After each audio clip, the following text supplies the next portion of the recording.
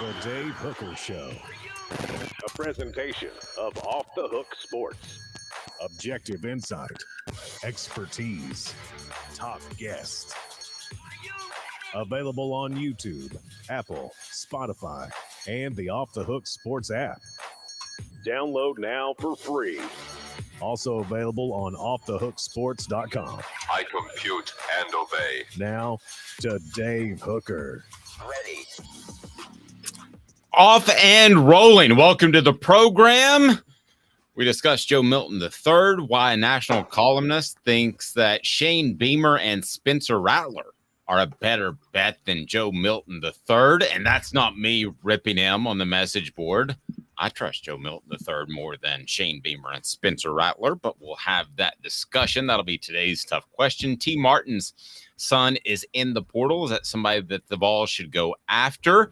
Also, little Josh Heupel versus Lincoln Riley. We've done this before, so we'll welcome in our Oklahoma Sooners fans, as they will no doubt rip us for discussing Josh Heupel versus Lincoln Riley. And we'll hear from some Southern Cal fans as well. This goes way back to one of the first conversations we had about Oklahoma and could Josh Heupel ever go back. It is SEC spring meetings, so we've got Brian Kelly and Kirby Smart, their takes on Nick Saban, and also, how about softball making it back to the College World Series? So a lot going on. Caleb Calhoun, how are you, sir?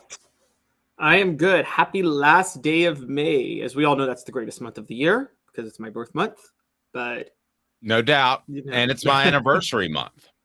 Oh, there you go. There you go. So it's a lot of things going on at once. How do we keep track? Well, extensive note taking. And I want to tell you that you did a great job not coming down on Adam Rittenberg from ESPN yesterday. I was a little concerned that you might come down on him after he shared his thoughts on offensive production projections over the next few years. So we didn't see any of that.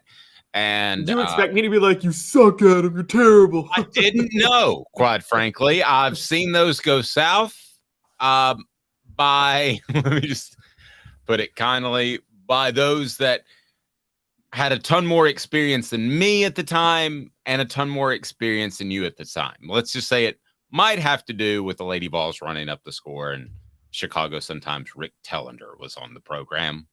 And maybe the program is called Sports Talk, but that's been like 20 years ago, so we don't have to discuss that anymore.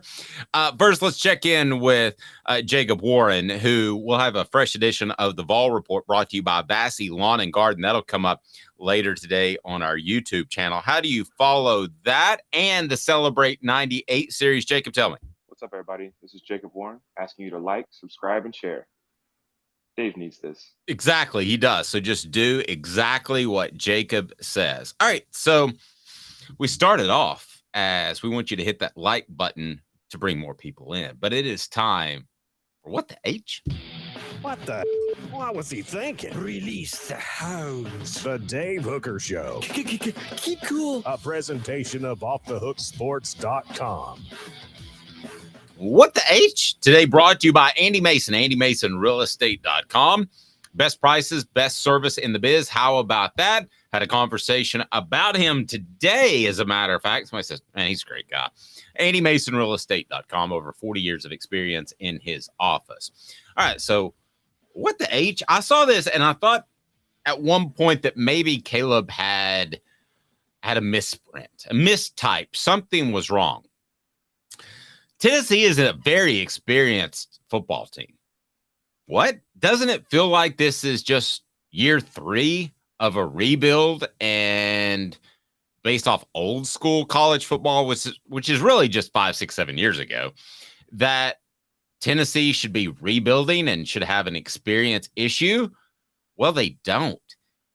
18 of 22 starters could be seniors. Caleb, this is something that was addressed by 247 Sports.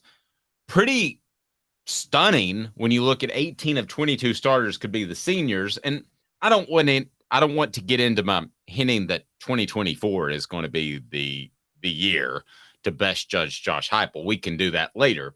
But first of all, what do you make of that number? That's a pretty big number. What the H? Yeah, it totally shocked me. So for those who want to check it out, it's another one by our friend Brad Crawford, who does a ton of work. We cite him a lot here because he does a lot of great work, quite honestly. And this one talks about what insider sources are saying about each SEC team. And so with Tennessee, we've been hearing all the talk about Joe Milton, Squirrel White, and the receivers, and kind of all the stuff you expect to hear. But the underrated part was that Tennessee low-key once again is loaded with experience despite losing a ton of experience last year. And I went back and thought about it, and this is still going to be a thing, by the way, for at least one more year, which is the COVID eligibility of 2020 has had so many players come back for 5th and 6th years of eligibility. You have the same thing going on right now with Tennessee. And Joe Milton himself, for instance, coming back and taking advantage of the 5th year of eligibility. Jalen McCullough in the secondary, and I think that's going to be a big help to them. What's underrated is where the real talk is we didn't think about this, but they are reportedly much more experienced on defense this year than they were last year.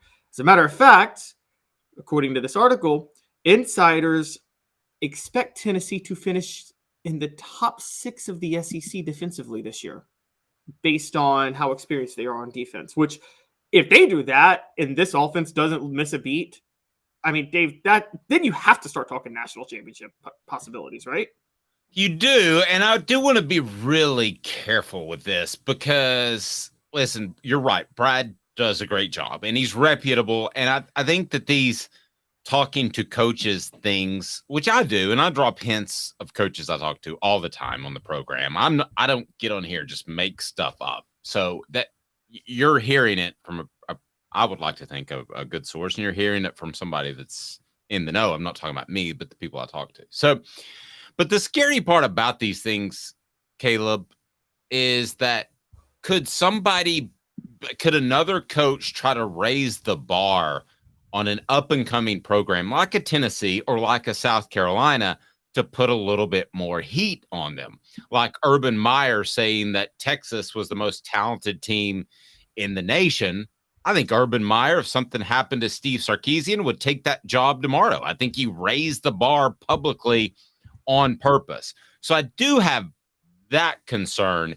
And when we factor in the COVID year as far as seniors, yeah, some of them are seniors, but I think Jacob Warren has been a senior 3 times. This will be his 3rd tour as a senior. So that's a little goofy too. But I think that coaches have already started to raise the bar publicly, and they don't give their names necessarily here, but I think you're going to see that, and you're going to see that at SEC Media Days. You're going to hear some coach somewhere talk about how great, and I'm lumping together Tennessee and South Carolina, how great their quarterback play can be this year, how great their offenses were at times last year. And I think that's coaches trying to raise the bar. I'm not sure who that'll be, but I think you'll see some of that at SEC Media Days. Maybe not spring meetings, which is ongoing. Thoughts? Maybe with that top 6 defense, but in terms of the 18 of 22, I mean, that's just analytically, that's just factually true. Right. And so it's hard to look past it. I mean, last year, I said this going into last year, which was, we keep forgetting like what the state of Tennessee was in people's minds last year. But I said, expect a 5-0 start. And people said I was crazy. I said, expect a 5-0 start because of how the schedule lays out when they play at Florida and LSU and Pittsburgh, kind of changing quarterbacks. But also because Tennessee last year had so much returning talent. I mean, playing together for a year in that system means a lot. And this year, again, they're low-key flying under the radar. Now, what's more valuable, Dave? And I would ask you, and this is actually a genuine question. The actual experience of a player or the number of years a team has played together? The cumulative experience of a team, like freshman, sophomore, junior, senior, or the number of years they've played together with each other? Well, I think the number of years they played against each other, but that's not really a thing anymore with the transfer portal. I mean, nobody's going to say, if Dante Thornton comes in and catches 20 passes for 200 yards this season, nobody's going to say, well, he didn't have enough time to work with Tennessee's offense. I mean, sounds like an excuse almost to me. I mean, the game is way different. So 5 years ago, I would have told you absolutely these guys need to play together and no chemistry, but that's not what anybody's looking for nowadays. They're looking for guys to come in and have an immediate impact. And I hear that a lot, but then I think last year, okay, yes, Brew McCoy was the number 2 receiver, but if Cedric Tillman doesn't get hurt, Cedric Tillman and Jalen Hyatt would have both had more receiving yards than Brew McCoy. So outside of Brew McCoy, it was everybody that really contributed last year was on the team the year before. That was a significant player.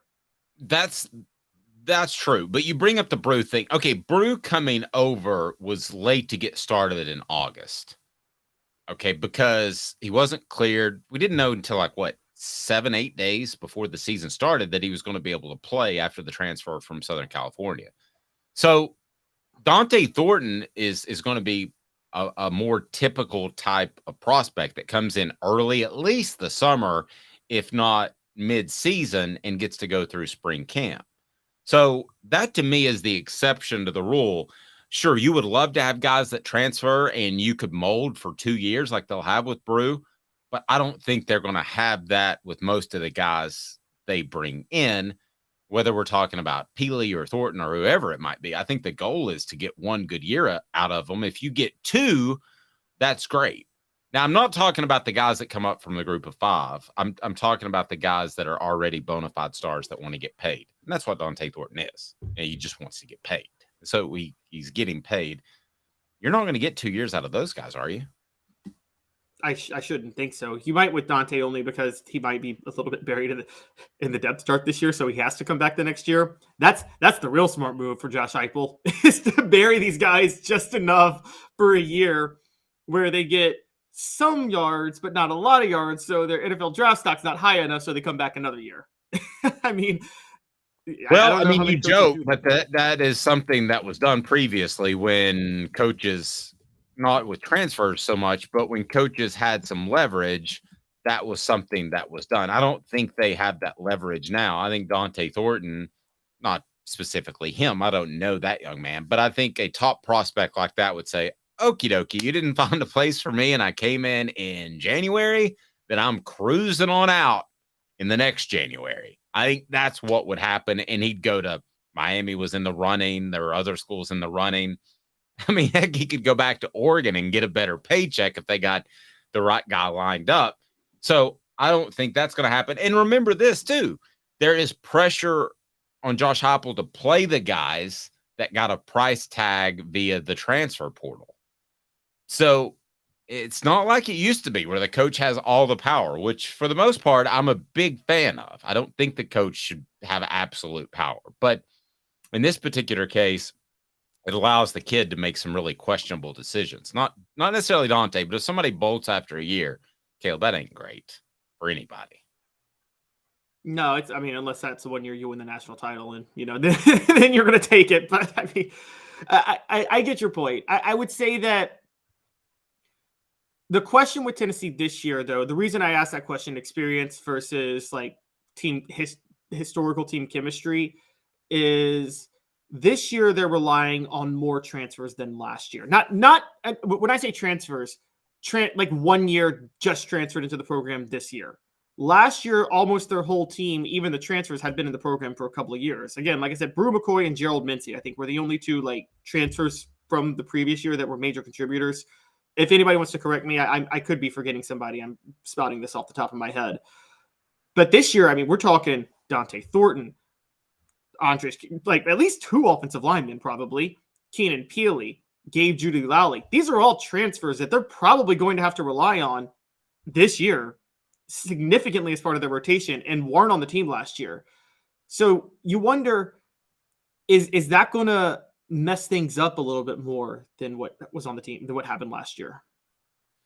No, it could. And you also have to, and on our message board, somebody pointed this out. I bet Joe Milton is getting a ton as well. Well, he should.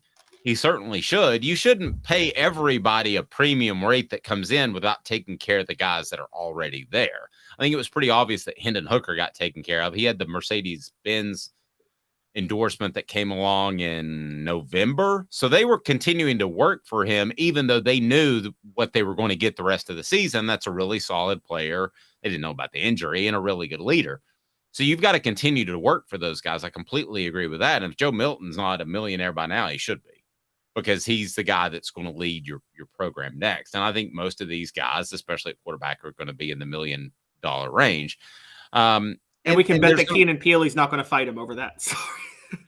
Yeah, and that's the one thing that was quickly put to bed about the whole NIL thing. Not to get sidetracked, but people told me that, well, I mean, Cooper Mays said it on our YouTube channel a year ago almost. He said, nobody's going to look at the quarterback and be jealous of him because he's the quarterback. He also got the most chicks in high school. He gets the better deals in the NFL. I mean, what's different? The quarterback is the quarterback, Caleb. Yeah, that's like when you're sitting. If you're a higher up person in a corporation and you're high up in management and making a 6-figure salary, you're not going to complain that the CEO is making $1 million salary. He's the CEO. I mean, that's how it is. The CFO doesn't look at his paycheck and says, I deserve more. Well, if you deserve more, then become the CEO. Rocky Top Tom said the entire NIL setup is the worst thing that ever happened to college sports. I'm going to take you a step further, and I'm not going to argue with that, but I think that players deserve to get some cash. So I'm going to say this for you, Rocky Top Tom. I think the NCAA is the worst thing to happen to amateur athletics. I think they allowed this to happen. They could have found some sort of stipend. They could have allowed the players to unionize so that they had them all under one collective, but they didn't do that. They're the ones who blew it. In the end, capitalism was what ultimately led to this. And if you don't like it, I certainly understand. Is it completely different? Yes, absolutely. No doubt about it. I get that, but that's where we are. It is time for today's tough question, and it's brought to you by our friends at crafttreats.com. Barrett Sallee makes an appearance. Actually, might make a real appearance before it's all said and done. Maybe we'll visit with Barrett of CBS Sports, and we'll get his thoughts on today's tough question, brought to you by crafttreats.com. Today's tough question. Take a side. Take a stand. The Dave Hooker Show, a presentation of offthehooksports.com. What does Barrett Sallee think about Joe Milton III as compared to Shane Beamer and Spencer Rattler? Well, I'll tell you, and it's brought to you by crafttreats.com. With crafttreats.com, you can use the promo code Off the Hook, again, Off the Hook, and get 20% off. That includes the chill pills, but all products. But with the chill pills, they've got the CBD derivatives that can help with your pet's digestive issues, arthritis issues, or anxiety issues. So here is what Barrett Sallee says, quote, I don't trust Joe Milton. I trust Spencer Rattler, and I trust Shane Beamer. Little background. This is a pretty vast departure, and I will credit Barrett for not getting hung up on an old Tennessee take that he had, and that was he loved Butch Jones and thought that Tennessee was going to win the East and eventually the SEC championship. So he has moved on from that, which is good. But based off 2 games, I have trouble drawing the same conclusion. And I know someone here think that I'm a Joe Milton hater. I have more faith in Joe Milton than I do Shane Beamer or Spencer Rattler as a group, as what they'll do this season. Now, if in the magic world of portals, you could trade a Spencer Rattler for Joe Milton III, I think there would be a case to be made for that. But as far as this year and what they accomplish, Joe Milton III and Josh Heupel's system, as opposed to South Carolina, what they got going on with Beamer and Rattler, I would take Tennessee in that regard. You, Caleb? Easily. Just because I have sorry, I have to say this. It's funny. You brought up Barrett Sallee being a Butch Jones fan, and I've actually defended people who thought the Butch Jones hire was smart at the time. But it is funny that he's defending Shane Beamer right now when a lot of people think Shane Beamer is the new Butch Jones. I actually like that comparison a lot. Yeah. So Yes, I have more faith in Josh Heupel and Joe Milton, and here's why. I think Shane Beamer, in trying to figure out his offense, is a deer in headlights. Look, I think the reason Spencer Rattler came on last year, at the end of last year, was Marcus Satterfield finally decided, hey, maybe I should utilize Spencer Rattler this way. And it took them till November to figure that out. And I'm like, what type of offensive coach are you when you can't figure that out until November? And Josh Heupel would have known what to do in January. Now, Marcus Satterfield is gone. They got Dowell Gaines as offensive coordinator, who I have no faith in whatsoever. I think Tennessee fans should be celebrating that hire all day long. And so because of that, yeah, I have way more faith in Josh Heupel and Joe Milton. Now I'm with you. I'll be honest. If I'm Josh Heupel, which quarterback would I rather have? Probably Spencer Rattler. But okay, well, let me ask you this, because on the message board, Rocky Top Tom said to compare Spencer Rattler and Joe Milton is kind of weird. They couldn't be more different contextually, and that's true. One's the big arm guy. One is a guy who can throw in different arm angles and more natural runner. So if you had to take one, just regardless of the offense, let's say we're redoing the recruiting process, which would you take out of the two? Regardless of offense, it can be in Josh Heupel's offense, it can be in Spencer Rattler's, it can be in Shane Beamer's offense, and then I'm going to tell you what I think of Shane Beamer here in a second. But first, let's get into that. Who would you take? I'd still take Spencer Rattler. I still value accuracy overall. Also, I mean, we have a little bit of evidence of this because, I mean, remember, Spencer Rattler has played in effectively Josh Heupel's offense because he played for Lincoln Riley at Oklahoma, and he was, after 2020, considered a Heisman candidate going into 2021. So, I mean, he has a history of producing at a high level in this offense. We're going to compare the two coaches in a few minutes. That Joe Milton doesn't have yet. Yeah, and here's my issue if I'm South Carolina fan out there, and we have a lot of South Carolina fans. If I'm South Carolina fan out there, I can make a strong argument for Spencer Rattler over Joe Milton III. I'm going to abstain for a second. You give me a month into the season, I'll give you my take. I probably lean towards Rattler, to be real honest with you at this point. But I got very little faith in Shane Beamer long term. You brought it up. It's been on the message board. It took him until November to figure out how to use Spencer Rattler. That, to me, is a troublesome issue. Let's face it. In 2021, Tennessee went out there and they weren't perfect offensively, but everybody knew the direction. There was no question. And Josh Heupel had a vision not just for a month or a week or the next practice, but a year, 2 years down the road. And I think you saw that happen last year. So the 2021 season, I guess it was in particular the Missouri game, a lot of people have pointed to as kind of the turnaround. I mean, that was all expected to happen by Josh Heupel. I don't know that Shane Beamer expected to up and beat Clemson and Tennessee and suddenly find their offense at the end of the year. Not even close. I don't think that's the case. I think he got very fortunate, caught Tennessee at the right time for them.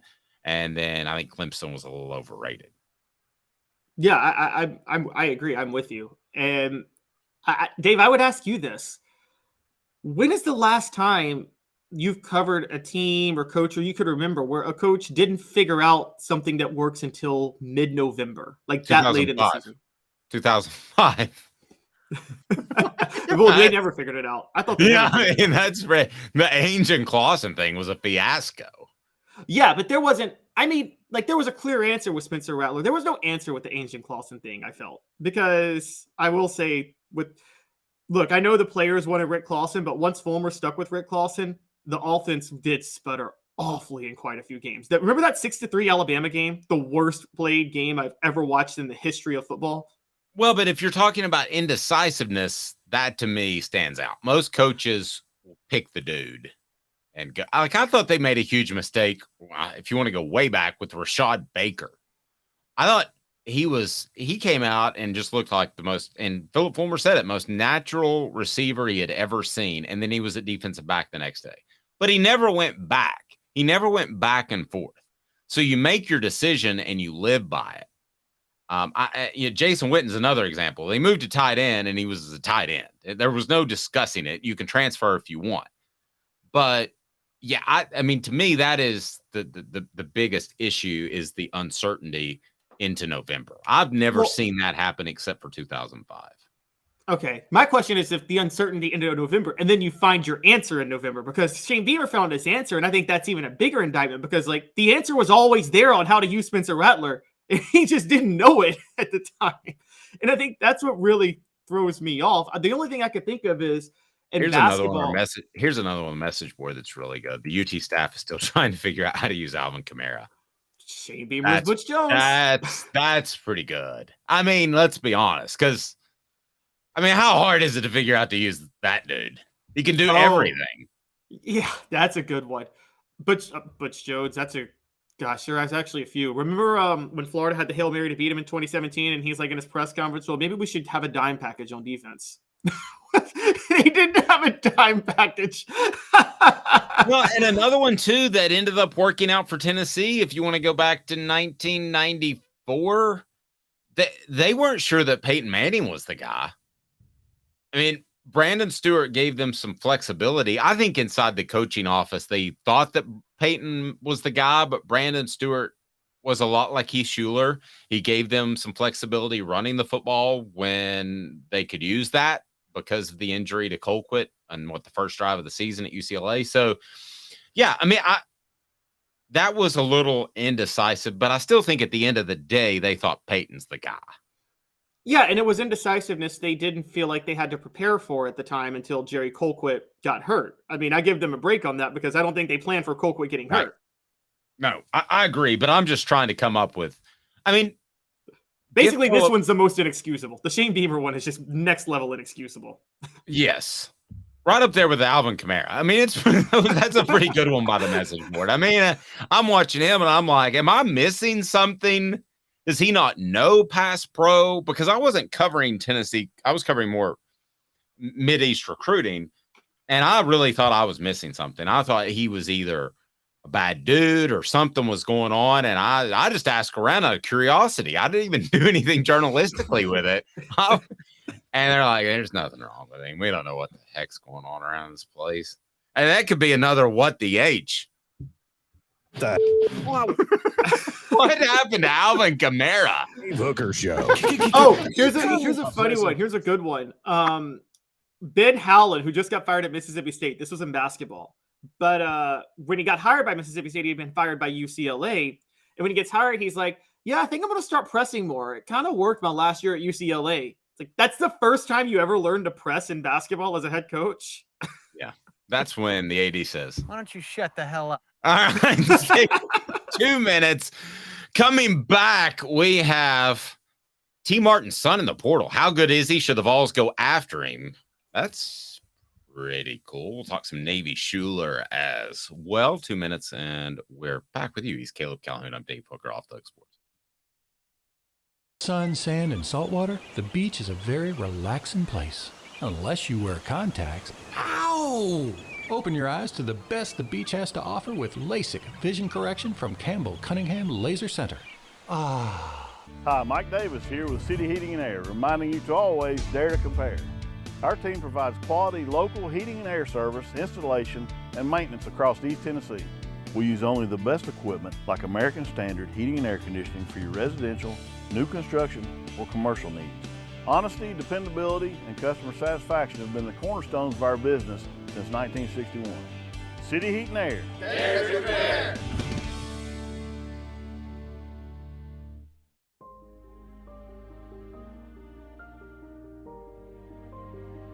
Our family has been creating one-of-a-kind pieces of jewelry in West Knoxville since 1986. Each piece is a combination of unique processes that bring your idea to life. Every day in our shop, a truly special item with a story all its own is being manufactured in our facility, bringing the history and family sentiment into a whole new generation of life. We're grateful that you chose us to be Knoxville's best jeweler, a title that we value and respect. Because to me, being a jeweler and owning a jewelry store are not the same thing. I'm Rick Terry. I'm a jeweler, and we want to be your jeweler. Kingston Pike and Campbell Station Road in the heart of Farragut, and downtown on Gay Street right next to the Tennessee Theater. When you want a hard cider that's easy to enjoy, one that's crafted to perfection, you need Tennessee Cider Company. Some say it's the signature cider of the South. Others say it's the cure to your craving. They all say you'll savor every sip. With a selection of ciders free to sample, all it takes is one taste. Visit tncidercompany.com for more information, as well as to shop our ciders and merchandise online. Thirsty yet? Doors open at 10 a.m. You're listening to The Dave Hooker Show, a presentation of OffTheHookSports.com. The internet is full of pictures of each and every one of you. Available on YouTube, Apple, Spotify, and the Off the Hook Sports app. Download now for free. Is there nothing you people can't do? Also available on OffTheHookSports.com. Let's go to the judge, jury, and potential executioner on this. Caleb Calhoun. On our message board, Tom says, I guess that famous blooper video of Heath Schuler headbutting the stands as the Redskins quarterback did have some brain impact. I'm pretty sure that was Gus Frerotte in place of Heath Schuler, right? Let's see. I'm pretty sure. Yeah, that he did. That he suffered a neck injury. Yeah, Heath got a raw. Yeah, was that Gus? That was Gus, right? That wasn't Heath. Yeah, that was Gus. By the time but for the record, Dave, you got to be fair to me. I had to look this up because by the time I was old enough to watch football, Heath Schuler was already traded away by Washington. So yeah, and let me tell you, Heath got a raw deal in that whole thing. Heath got a really raw deal because Sonny Jurgensen was the color commentator of the Redskins network, and he fell in love with Gus Frerotte. Heath had a very serious toe injury off his push foot, and he still had a limp years later. I don't think he does anymore. I've talked to him on the phone, and we've had him on the show, but I haven't seen him in person. But Heath got a raw deal on that thing. And I still believe that he could have been a really good quarterback in the NFL. So let's get to T. Martin's son. T. Martin's son, Caden Martin, has had enough of Coral Gables. Former Knoxville Catholic baseball and football star Caden Martin is leaving Miami after 1 year. He announced that on Twitter, saying, first off, I would like to thank the University of Miami for giving me the opportunity to grow as a player and person this past season. I would also like to thank each of my teammates and support staff around me for putting in the time to help me develop as a player. With that being said, my family and I have decided that it's in my best interest to enter the transfer portal and continue my collegiate career elsewhere, likely at Tennessee. Now, I added that last part. He said, looking forward to the next chapter. So the question is that came up during our 3:30 a.m. Production meeting is, should Tennessee take Caden Martin? The answer is a resounding heck yeah. Why wouldn't you take him? He plays baseball as well. I mean, why wouldn't you take him? I would go after him in a heartbeat. No, I agree. The baseball part is the biggest reason to go after him. Caden Martin as a quarterback, the unfortunate thing about him was, I don't know if people know this, but he was offered by Alabama when he was an 8th grader. It was one of those early offers. But as you know, Dave, covering recruiting, that you have to estimate that they're going to grow into a certain size that Caden Martin never grew into. So he only was a 2-star coming out. So he doesn't have his father. So he was offered in football, not baseball. Yes, in football. In 8th grade, Nick Saban program? He was offered by really Nick Saban. Yeah, so he doesn't have his father's raw physical gifts. Maybe they were thinking that they had to get him pretty quick before the kid got paid like T did. Anyway. I'm joking. Oh my gosh. He didn't get paid. Maybe. Well, I mean, I don't think T has been back to Alabama ever since he left Alabama. I'll just say that much. There's a really gray area over whether or not he was a prospect at the time, but he did receive money from a Tennessee booster that lived in Alabama. That was the report. So anyway, but yeah, Caden Martin did not grow into what T did? Is that part of the issue? He didn't grow into T's physical stature. He's like 5'11", 6 feet-ish, 205. T was listed as 6'2". I think he's closer to 6'3". And we're talking 216, like 225 probably actually when he played. I'm guessing around that area. So it's the same issue with Navy Schuler. Navy Schuler is the exact same story. His father, he didn't grow into his father's size, or didn't have his father's physical gifts. He's at Tennessee right now. And it's so funny to think about this, to have Caden Martin and Navy Schuler, they were both on the offense, because they both surrounded Peyton Manning, but they are two of the most similar style of quarterbacks I can think of, T. Martin and Heath Schuler. They're very similar with their styles and how they played. Yeah, I actually think that Heath was better all around as far as an athlete. I thought he could have won the decathlon. I think you and I have talked about this. If somebody had to put their arm around a 10-year-old Heath Schuler and said, "We're going to train you," he would have won the gold medal in the Olympics in the decathlon. There's no question in my mind. He was that physically gifted. He's one of the most physically gifted people that I've ever been around.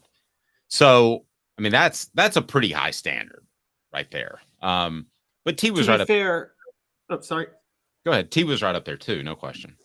Yeah, and I've always wondered, like, who was the better quarterback? Because, I mean, obviously T was the winner, but, you know, the thing that makes it tricky for me is they both had an unfortunate circumstance. T's first year starting was better than Heath's first year starting, but Heath's first year starting was the whole 1992 Fulmore Majors saga, which split the whole team apart. It's crazy. But, yeah, exactly.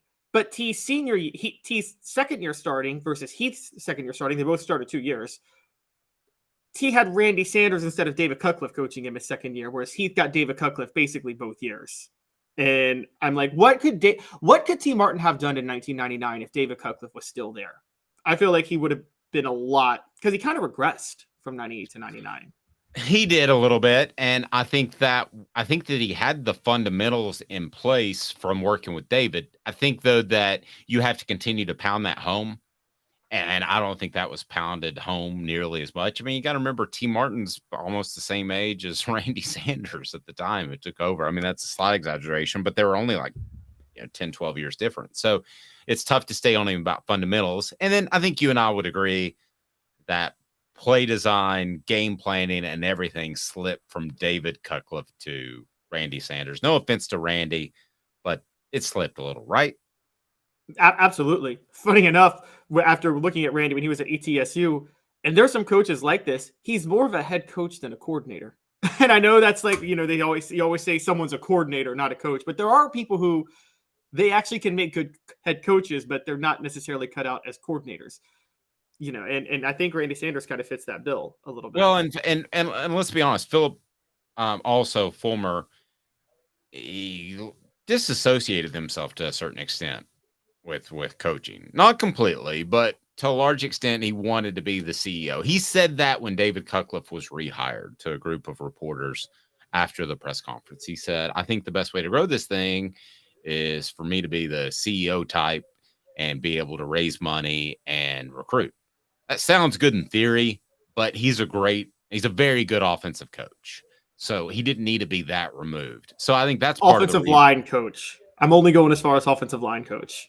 Okay, well, yeah, I mean, I'll take that. But still, to have another intelligent offensive coach in the room means something. And I don't think Randy had a lot of that. I think he was expected to be John Chavis or David Cutcliffe and just take it over. That's yours. Run with it. Go, Randy, go. And I think that's very difficult to do when you've coached these players as a position coach and making that jump. And quite frankly, it may have just really been outside of his realm of ability. Yeah, and this is the problem with Fulmer. If you want to be the CEO, because I think I see like Dabo Swinney as a CEO, and I'm sure you do too, as a CEO of a program. But if you're going to be a CEO, totally do. And when you lose Brent Venables, I think there's a real issue there. But yes, totally, right. That's a really good. I think that's what Philip wanted to be. Right, exactly. And if you want to be a CEO, the rule number one is you have to make the right staff hires. I mean, that's you can't be a CEO unless you know you're going to make the right staff hires. So you have to know that Randy Sanders is an offensive coordinator material. you have to know that Dave Clawson's not going to fit with your offense or what you're trying to do. And the dynamics are just going to be a massive catastrophe, which it was. And so who remembers these names? Pat Washington and Larry Slade, receivers coach and defensive backs coach, respectively. They were, I thought, and a lot of people thought they were given too long of a leash and held on way, way too long. So that gets out. I never thought of it from this perspective, but that gets into the whole managing a staff thing, where if Dabo Swinney doesn't prove he can do that without Britt Venables, you've got a real problem. Now, he may do that. I know he brought in Lincoln Riley's, is it Brian? He brought in his Garrett as the offensive coordinator. Maybe he can be the CEO type, but I don't think it worked for Philip Fulmer. And be able to fire friends, as Smoky Mountain Red pointed out. Let's remember, these guys were making $75,000, $100,000 a year. And if you fired them, it's not like you can coach for another program down the road. You're going to have to relocate your family. There was that sort of thing that Fulmer had to deal with. So I give him a little grace on that. Well, and there was, with the friends thing there. Yes. You got stuck with maybe Larry Slade and Pat Washington. You also got incredible loyalty out of Dan Brooks, maybe the best position coach in Tennessee football history. Steve Caldwell. Yeah. And so it pays off either way. It's just, I think you can't, if you want to be the CEO like that, then when you hire the staff, you have to give them the keys. And so like you've talked about, Fulmer gave Dave Clawson the keys, but he's like, but I still want this system to be run. Well, I guarantee you Dabo is hiring a staff and he is completely washing his hands from that and saying, you know what? You guys run the offense. I'm not going to force you into something I'm trying to run. Worst move that Philip Fulmer made with his coaching staff before we get to SEC spring meetings was? I mean, it was obviously hiring Dave Clawson. I mean, that's easily number one, but Randy it was made about a month before that. Not promoting Trooper Taylor? Yep. Do you think Trooper Taylor was coordinator material though? I mean, that's good. I think that it took me 30 minutes of research to figure out that Dave Clawson was very questionable coordinator material. I think that you're fair to question whether or not Trooper Taylor was ready, but he had coached running backs, so he knew blocking schemes inside the box, and he had coached receivers, so he knew passing trees. Is he going to be the next David Cutcliffe? Probably not. But is he going to be as good as Dave Clawson at that time in Dave Clawson's career? I have zero doubt that was the case. Question, where is Trooper Taylor? He was at Duke, and I have his number. I need to reach out to him. I haven't talked to him. He's one of the few people that I would really call a friend in the coaching community. There's always that natural barrier between media and coaches. So I need to reach out to him. Vassy Lawn and Garden, Man Alive, it's worth the drive in Cleveland, Tennessee. Industrial and commercial mowers, worth the drive from Nashville, Knoxville, Chattanooga. It's Vassy Lawn and Garden, Man Alive, it's worth the drive. Go to Vassy.com to learn more. Toro, count on it. And they bring you the Vol Report, brought to you by Vassy Lawn and Garden, the Vol Report with Jacob Warren. I will call Trooper. We'll get him on the show. He'll bring it, throw high heat. There's no question about it. All right, let's get to SEC spring meetings. We'll play a little bit of Four Downs. Four Downs now is brought to you by City Heating and Air Conditioning, cityheatandair.com. Four Downs. 4 questions. 4 answers. The Dave Hooker Show. Four Downs. A presentation of offthehooksports.com. First down, Brian Kelly says he really wants to play Alabama while Saban is still there. Do you buy that? Wants to play Alabama every season? First down, you buy it or not? I do. And for the context, guys, we're talking about the 3 permanent, 6 rotating opponents that's floated if the SEC goes to 9 games. Nick Saban complained about that a month ago about how Alabama would have to play Auburn, Tennessee, and LSU. Brian Kelly comes out yesterday and is like, I don't care. I'll play Alabama every year. And so I do. I think Brian Kelly knows what he's building at LSU, and he knows that they're about to be the cream of the crop in the West. Remind me, how did LSU do against Alabama last year? I believe they won, didn't they? Yes. And how many years? Yes. And how many years? Don't steal the punchline from me. How many years has LSU had this Brian Kelly guy as their head coach? 1. Yeah. Why in the world wouldn't he want to play Alabama each and every year? I totally buy that. That's first down. And by the way, where does the Alabama quarterback he faced last year rank among greatest quarterbacks Nick Saban ever coached? Fair. Maybe number 1. Yeah, that's fair. So he beat Nick Saban with the best quarterback Nick Saban's ever had.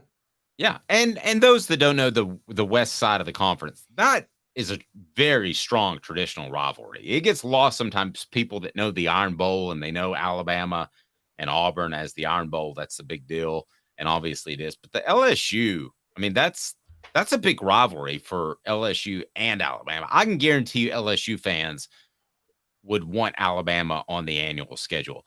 Kirby Smart calls the SEC schedule overrated. That's second down. What is he talking about exactly? Oh, he's talking about the 3-6 format. You know, there's debate of who the team's permanent opponent should be and what's fair. And Kirby Smart is calling this whole debate overrated. I'm looking it up now, but I have to be honest. I think Kirby Smart is just happy with the break he got because the floated permanent opponent for Georgia was Kentucky, Florida, and Auburn. And Kentucky, Florida, and Auburn. Florida still has not cleaned themselves up since 2010. And Auburn, it's outside of spending $100,000 on Cam Newton for an undefeated season in a national championship.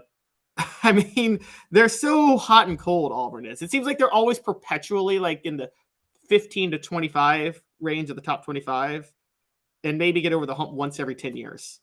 So I think I was told it was $180, but what do I know? All right, for a Cam. All right, so Nick Saban against 3 schools. It's third down, rumored to be designated versus Alabama in the 3 permanent opponent format. He's voiced this before. What are his thoughts now at SEC spring meetings? And we'll have a report from there that's going on in Destin right now. Oh, it's Auburn, LSU, and Tennessee are the 3 and the 6 for Saban, and he's against those permanent opponents. I've heard rumors that after Nick Saban has been screaming to go to 9 games for years, he's reportedly interested in sticking at 8 games now if the SEC won't fix this. Okay. The thing about Nick Saban is he will voice his, and I respect this about him, he'll voice his opinion and then he moves on. Like a great columnist, for instance, if they say, I think Coach X should be fired, they don't continually work that in every single column that they write. They've stated their opinion. That's where they are. They move on. So I think Nick Saban is doing that. He's moving on. He might lose that debate, but ultimately he's going to make the best of it, just like he did with up-tempo offenses. It's a great lesson in life, honestly, what Nick Saban does, because I will address things that I think are unfair in life about my life. I will, but then I could either cry about it or I could still adjust and deal with it. We're all taught to deal with it. You can address if something's unfair, but you're still taught you have to deal with it if it is unfair. That's just how things go. It's like with my kids. If I tell them, I've got a problem with X, well, that's a bad example because I would continue to come down on them. But if they told me they had a problem with me, then I would say, well, I'll see if I can work on that, and I'm probably not going to. So that's Nick Saban just moves on. And Nick Saban's going to end up paying players more and more. Just wait and see that's going to happen. All right. So fourth down, if you're Josh Heupel, what's your agenda? Every coach down there has an agenda. Brian Kelly's was to say, I'm not afraid of playing Alabama, which sounds great. Makes him look like a GEAUX Tiger. And Nick Saban now maybe is reverting a little bit on his thoughts on the schedule. If you're Josh Heupel, what is your agenda? What are you trying to push? Because you've got a lot more clout this year than you did last year at SEC spring meetings. Any agenda you would push as part of fourth down? I'm curious where you go on this. This didn't come up in our 3:15 production meeting, but I wanted to see where you might go with that. I'm going to tell you a secret. That's crazy. All right, what do you got? I think Tennessee is in such a rarely good position with NIL and who their permanent opponent would be, whether or not it's 1-7 or 3-6, that he shouldn't have an agenda. He should just sit back. Just keep his mouth shut. Just keep his mouth shut. I don't think Tennessee, I think there's no way this doesn't benefit Tennessee. If it's 1-7, their permanent opponent is Vanderbilt. If it's 3-6, their permanent opponents are Vanderbilt, South Carolina, and Alabama. Outside of Alabama, that's a heck of a deal. And Tennessee's rolling in NIL money right now, so they are winning on that. Stay quiet, Josh. Don't say a word. Okay, I kind of agree with you, but I kind of don't. And here's why. Because I would take it a step further. I'd push all my chips into the table, and I would say, here's the deal. I think the kids deserve more money. I think it needs to become streamlined to make it easier. I think that prospects, if they need to get paid because of family circumstance, should get paid. I would paint myself as the anti-Dabo Sweeney. I'm so pro NIL that I'm just throwing out hundies, $100 bills left and right. That's what I would do if I were Josh Heupel. Now, all that sounds be like funny. Deion Sanders glamorous. Yes, that's kind of similar. I would shoot for that, and if I fell just short of it, I'm in pretty good shape. The irony is that Tennessee's pushing the NIL boundaries more than anybody. Other coaches are going to scratch their head and look at you like, what is he talking about? That Tennessee's already pushing the boundaries of what you can do there. But yeah, I would come out if I was Josh Heupel, and I would say, it's time for me to be a leader. I want to find ways to get these guys more money and make it streamlined. And that's our goal at Tennessee. And that's why you should play for Tennessee. And Tennessee rhymes with money. And you should like money. And you should like Tennessee. And then I would leave with this. Hey now. And I'm out the door. Drop the mic, Chris Rock style. That's what I would say. Completely like Nick Saban. It is absolutely completely contrived and orchestrated, but that's what I would do. Now, Rocky Top Tom says we're pushing this NIL thing really hard, and it is going to come back and bite us the patoot eventually. Oh, Rocky Top Tom, will you stop being so anti-NIL? Like, Okay. Well, I mean, I don't hate that. It could. We'll see. But right the now, 21st century. Man, right now it looks like that's the platform to be on. I need to get the kids more money. I think these.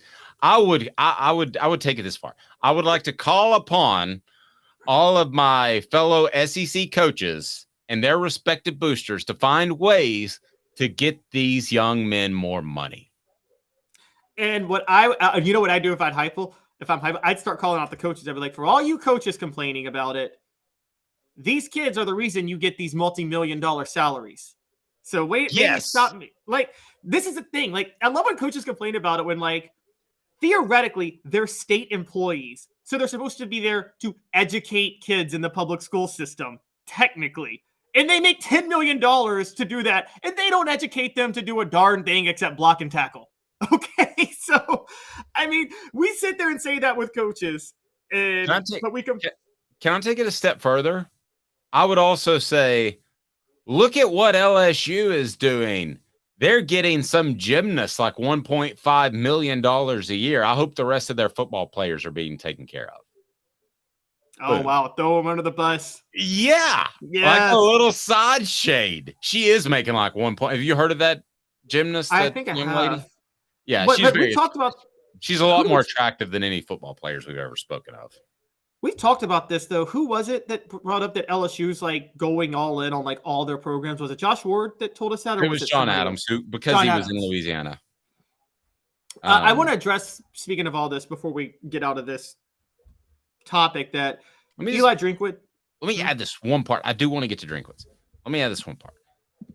As right as Tennessee is doing NIL, okay, LSU is doing it a step better. Okay, from everybody that I've talked to. And part of that, LSU homer. Well, and part of that is because I think they're less concerned, the collectives, about making their own money and they're more concerned about growing the athlete's exposure. I think when you have one collective that's very strong, you have to be a little bit concerned that they're in it just for their best interest, and they don't want the player to get too big because then he starts cutting his own deals and he doesn't need an agent / collective. LSU has billboards all over the place with players on it. I don't see that in Knoxville. Caleb, yours Drinkwitz is Drunkwitz? Well, I'm going to defend Eli Drinkwitz because he was taken completely out of context yesterday by a lot of people. And believe me, guys, I wish what he said out of context, what we thought he said was true, because it gave us fodder for a show. And the more stuff we get like that, the better.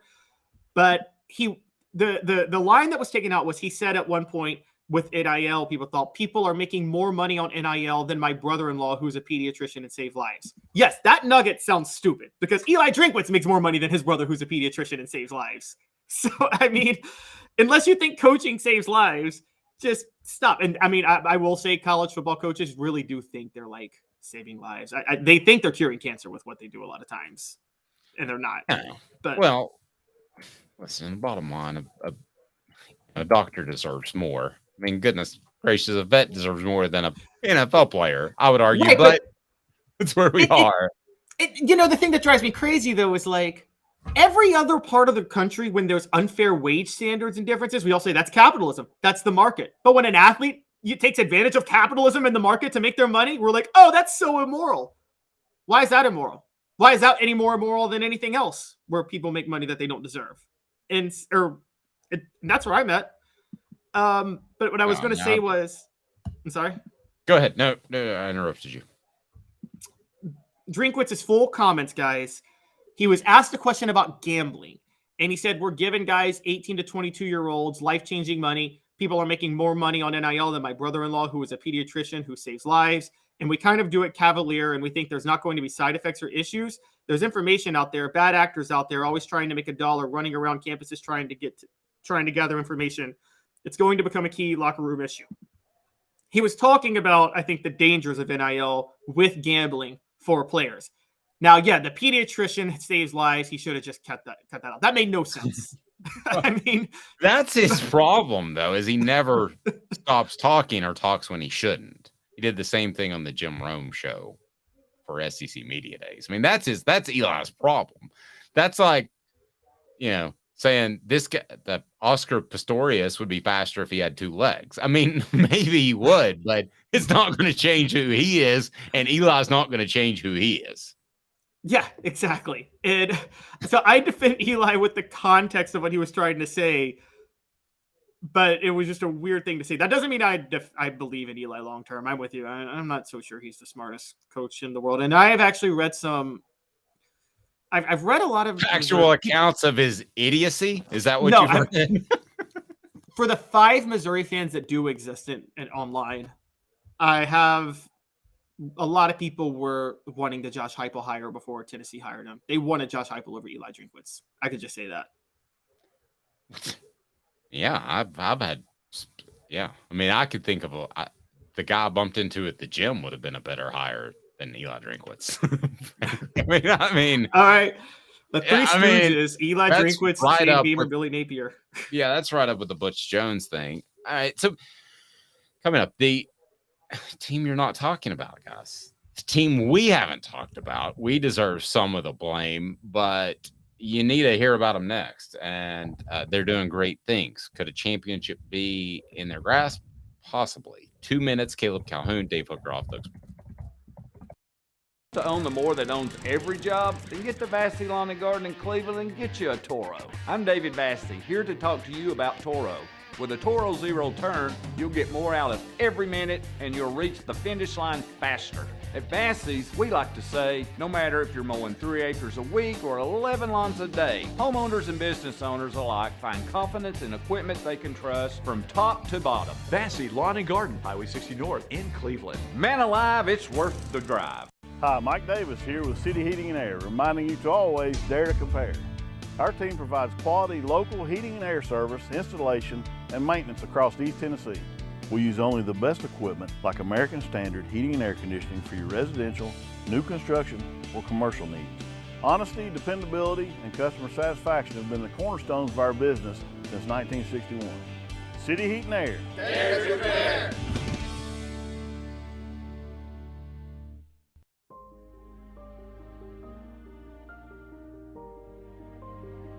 Our family has been creating one-of-a-kind pieces of jewelry in West Knoxville since 1986. Each piece is a combination of unique processes that bring your idea to life. Every day in our shop, a truly special item with a story all its own is being manufactured in our facility, bringing the history and family sentiment into a whole new generation of life. We're grateful that you chose us to be Knoxville's best jeweler, a title that we value and respect. Because to me, being a jeweler and owning a jewelry store are not the same thing. I'm Rick Terry. I'm a jeweler, and we want to be your jeweler. Kingston Pike and Campbell Station Road in the heart of Farragut, and downtown on Gay Street right next to the Tennessee Theater. With all that sun, sand, and salt water, the beach is a very relaxing place. Unless you wear contacts. Ow! Open your eyes to the best the beach has to offer with LASIK vision correction from Campbell Cunningham Laser Center. Ah. What's up, everybody? This is Jacob Warren asking you to like, subscribe, and share. Dave needs this. He does. Objective coverage. Hey, that's new. If we get caught, we're going to jail. The Dave Hooker Show, a presentation of Off the Hook Sports. YouTube, Apple, Spotify, and the free Off the Hook Sports app. I'm going to need to see some identification. Back to Dave Hooker. The message board. Someone's about to talk softballs. Is that a thing now? Softballs? Maybe we'll talk some softballs, but I haven't heard that. I've heard diamond balls. Softball, baseball, softballs. I've never heard softballs for softball, but well, I kind of like it. Maybe it's something that we could start. I'm sure that some licensing agreement would prevent us from coming up with T-shirts. But the by the way, Travis says, ever buy a pediatrician shirt? No, you don't. You don't. But some people bought a Hooker shirt because of the quarterback, and I don't know that. I love my doctor, but I don't know that anybody's bought a Dr. Smith shirt. I mean, it's funny you said a Hooker shirt. In Nevada, the market dictates the better hookers do get paid, man. The better sex, like that's capitalism. I guess. Yeah, is that Pahrump or something that's in Nevada that people go to for the real other hookers? Is that what you're referring to? I don't know what it's called. The thing that shocks me with Nevada is if you are great at sex work, why would you work for somebody? Can't you really just run your own business and make your own clients? Sounds like a Theo Vaughn topic. I'm Dave Hooker. He's Caleb Calhoun. We have the discussion that I wanted to get into now, and that is, before we get to the softballs, Josh Heupel versus Lincoln Riley. Who runs their offense better, which is very similar. Let's give a little bit of context. Josh Heupel's offense is not the same offense that Mike Leach ran, for instance, just because it has some tempo and they throw the ball a lot. The Josh Heupel's offense, to define it, is based off wide splits. It is based off tempo. It's based off putting the safety most oftentimes in a very difficult position and making reads off of him. So Heupel's offense and Riley's offense are very similar in that regard, Caleb. They're not even necessarily, their offense is not exactly the TCU offense. They all do a little something different. But those three offenses in particular, before we get to Heupel versus Riley, how would you compare those three offenses?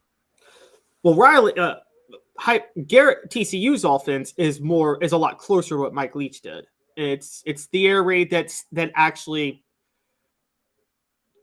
don't speak ill of the dead, but it adjusts better to personnel and defensive schemes, whereas Mike Leach's air raid was, I'm sticking to this system the way we run it, and I'm not going to change it at all.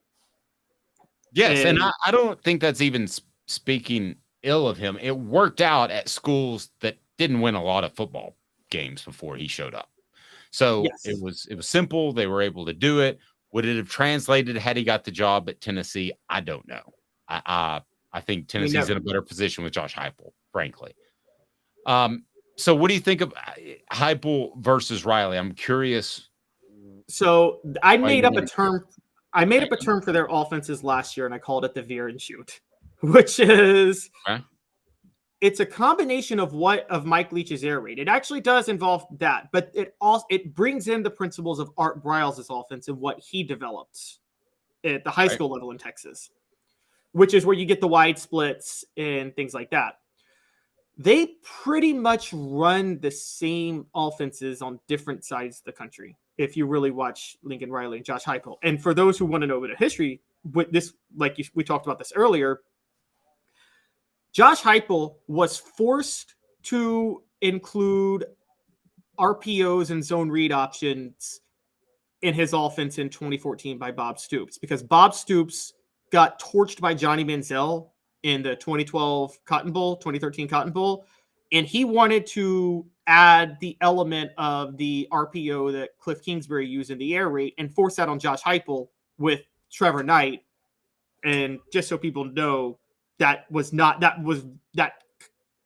those who don't know the ins and outs, that's very anathema to the offense Josh Heupel runs and what Trevor Knight can do. There's not as many RPOs. What word did you just use there? Anathema, contradictory. Sorry. Tough one. Blasphemous. Yeah. And it's very, I don't know if people noticed this last year. There weren't that many RPOs. I don't think there were any, were there, by Hooker last year in Josh Heupel's offense? I thought there were some on the goal line. Yeah, I thought there were. Yeah, I definitely thought there was some on the goal line. But when you're spreading the field at midfield, you're not running that many. And he was trying to force that because he wanted Trevor Knight to be Johnny Manziel.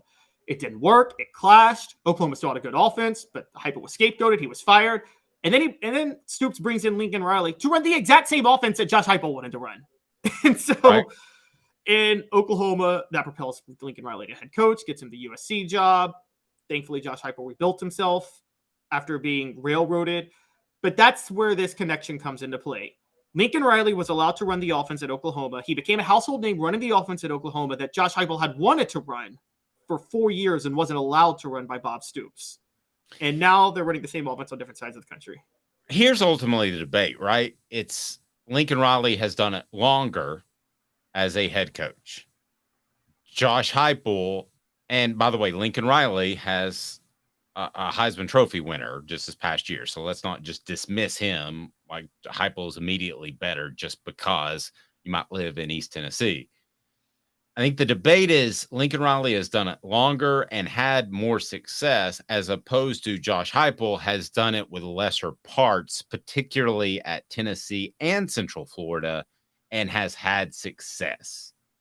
So it depends which side of the coin you want to take in that regard. So let's get your thoughts on the message board. Me, if I'm an AD, I'm going to go with Lincoln Riley, the more surefire thing right now.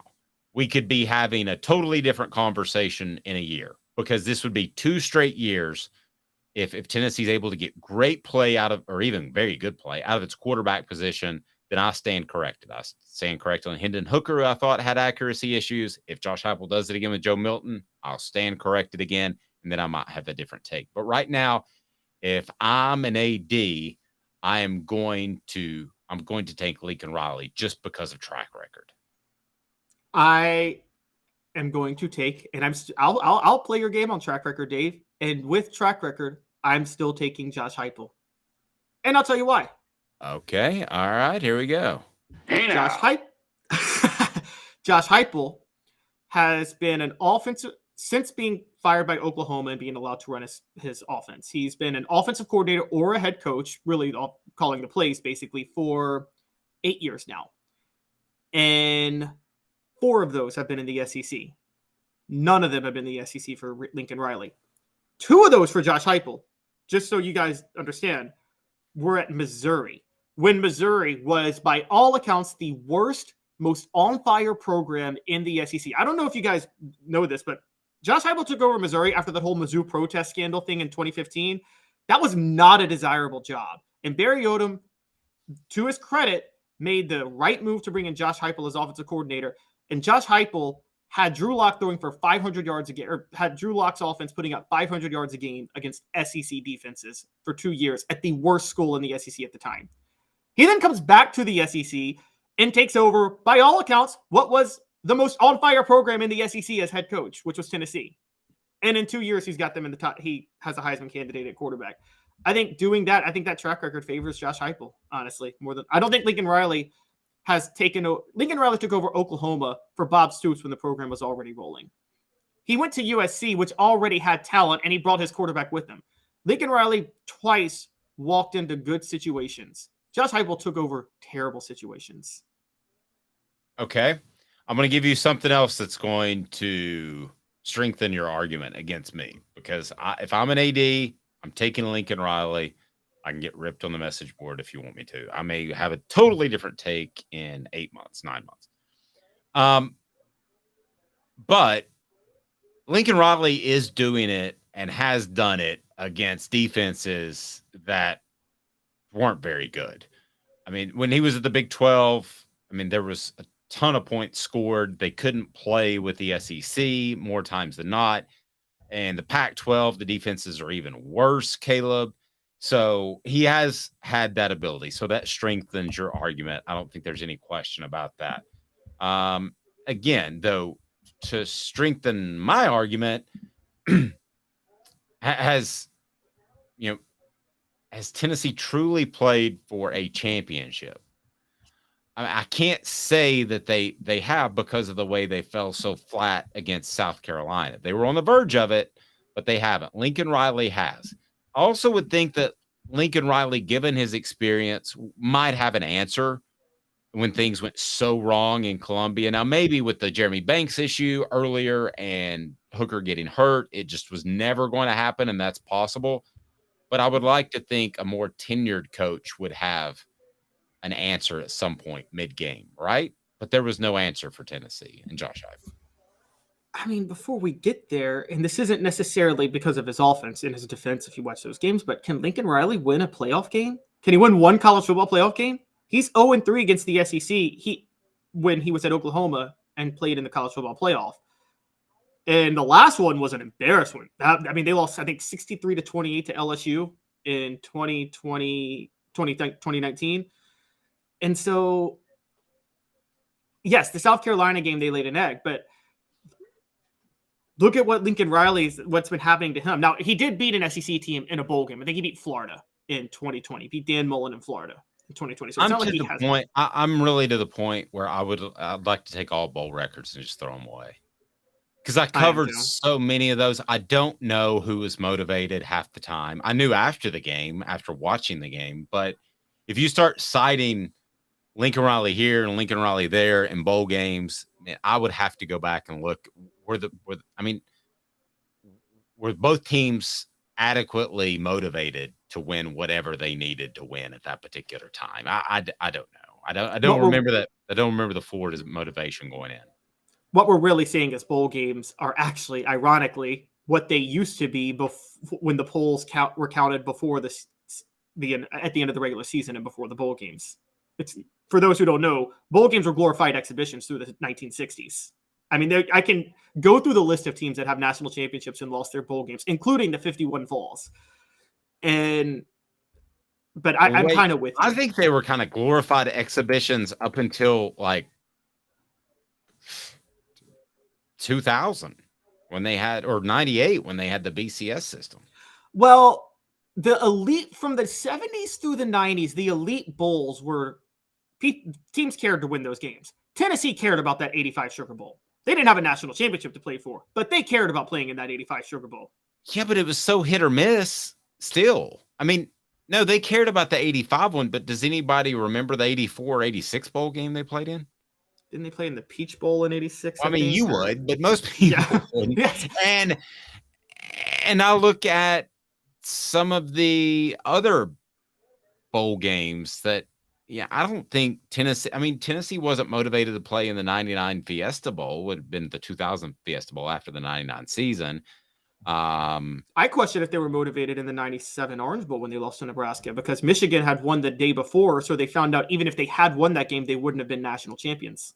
They were absolutely not motivated to play in that game. Yeah. Yeah. I mean, it was all determined. It was, the question was, will Nebraska split with Michigan, or will Michigan be national champs outright? Tennessee had no shot by the time Peyton Manning's last game kicked off.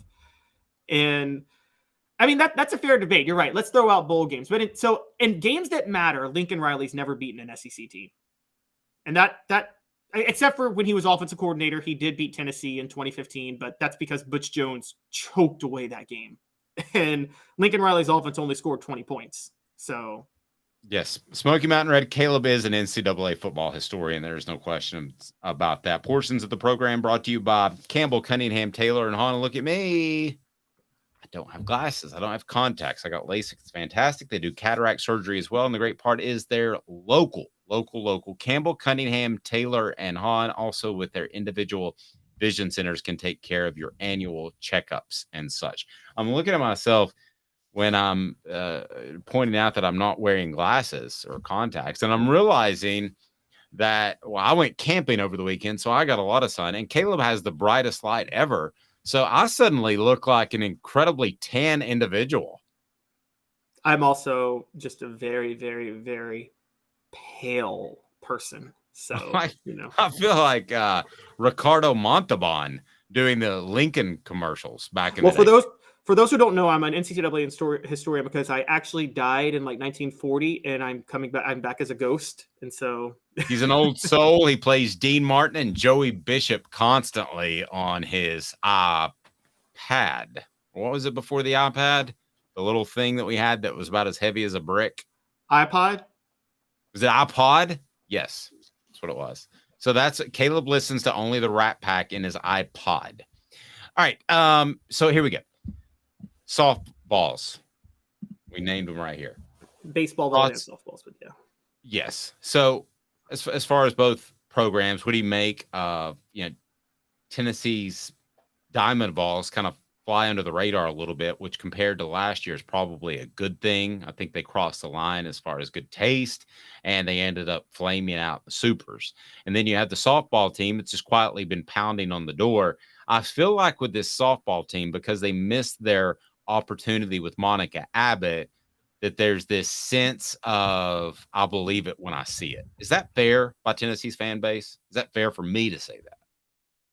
Yeah, it is, because when that Monica Abbott situation happened, for people who need context, at the time, the Pac-12 or Pac-10, I guess back then, dominated softball, like just dominated it. And here comes Tennessee from the SEC, all getting so close to winning it, and then Arizona pulls it out, and you start to think, okay, it's just not meant to be for a team like Tennessee to win the national title in softball. This is a rare chance for them. They haven't had as good of a season since then until now. And this season, this team might even actually be better. You have a chance to right the wrong of 2007. This is Dirk going back to the NBA Finals in 2011 after losing to the Heat in 2006 and choking away that 2-0 series lead. This is that situation. And it is, you're right, it's under the radar because of that loss, and also because Oklahoma has really kind of put together a mini dynasty in softball. But guys, Tennessee has a really good chance of winning this thing. And I don't think people notice that. And if they do, in softball, in softball. And baseball is such a crapshoot of a sport. I'm with you. I think it's good for them that they're on the road playing under the radar. They don't get to host a regional in the NCAAs. Is this baseball team more likable, even though they're less successful? Tennessee's baseball team? Or are they less likable? I think to Tennessee fans, not to Caleb or to Dave necessarily. I wouldn't say less likable. I think the thing with it is last year, you're only unlikable if you're doing what they were doing last year and you don't produce. For instance, I'm a Grizzly fan. The Grizzlies talk a lot of trash, and then they go and lose in the first round of the Lakers. That's an unlikable team, okay? Or if you're the Bengals in the NFL, and you talk all that trash about Patrick Mahomes, and then you lose to him in the playoffs. That's an unlikable team. I think this baseball team, I think they were smart to be quieter this year because they were just not as good. or not able to run through the SEC. So I think their attitude both years kind of matched up with their play. And so I don't know if they're I don't think they're more or less likable in that way. I think to the Tennessee fan base, and correct me if I'm wrong, would love to see your comments below. We replied to all comments, but I think you'd rather have last year. If they ended at the same point in the Super Regionals, I think you would rather have last year's Diamond Balls as opposed to this year. They were exciting. They crossed the line at times. There's no question about that. But I think you'd rather have that. Now, if you're like, let's say an Alabama football program, somebody takes over for Nick Saban, you don't want that because there is this tradition.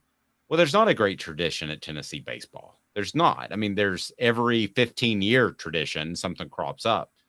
So, and I think this is a football town, like every single SEC town except for Lexington, Kentucky. So I think at the end of the day, when you've got some spice, people like that. I think people like Jerry Green's teams because they were dunking and throwing it down and throwing oops. They didn't necessarily like what Jerry Green had to say about the fan base, and eventually that hurt him, probably cost him his job. But I think Tennessee fans like the spice, and I don't blame them. You are the guy who is just compared to the LSUs of the world, compared to who are some other South Carolinas of the world, some great baseball programs. You're the guy that doesn't matter. So the guy that doesn't matter, I think people appreciate it when you make some noise and say, I matter. Oh, I agree. Go ahead. It may be your Grizzlies path of thinking. It may end up that way, but I still think people would like that as the prelude to the collapse. Well, the problem with my Grizzlies pathway of thinking is they acted all that way. Ja Morant says, I'm fine in the West. Then they lose in the first round. And then 2 weeks later, Josh partying with another gun and seems to not even care that he lost. So I'm going to talk all this trash. I want to embarrass myself and then not care that I embarrassed myself for trying to get better. I don't think Tennessee was that way. But you're right. Look at LSU women's basketball. The whole world hated Angel Reese after that title and the way she was talking. LSU's embraced it. The whole state has embraced it. And you're right. That's how you get a gymnast making $1.5 million or whatever in NIL. And so I'm with you on that. I think it's a good thing. Dave, here's an underrated thing. How big of a deal is this? And I wanted to ask you. Tennessee is one of only 4 schools to make a bowl game in football in the NCAA tournament in basketball, women's basketball, baseball, and softball. Is that a big deal? I mean, if I'm Danny White, I'm bringing that up in my next contract negotiation. For sure. So they're only one of 4 schools to do that. And they're only one of 2 when you throw volleyball in the mix. Okay, well, I have no idea who the other one is volleyball. But what were the stipulations on football again? Bowl game. I said bowl game in football. And then NCAA tournament in the other sports. Okay, they've come up a lot. I'm going to play the guessing game and see if I can do this. I'm going to go South Carolina as one of the other ones. Oh, you want to guess the other schools? Yes, quickly. I'm not going to take forever. Is South Carolina the other one? No, it is not. That's crazy.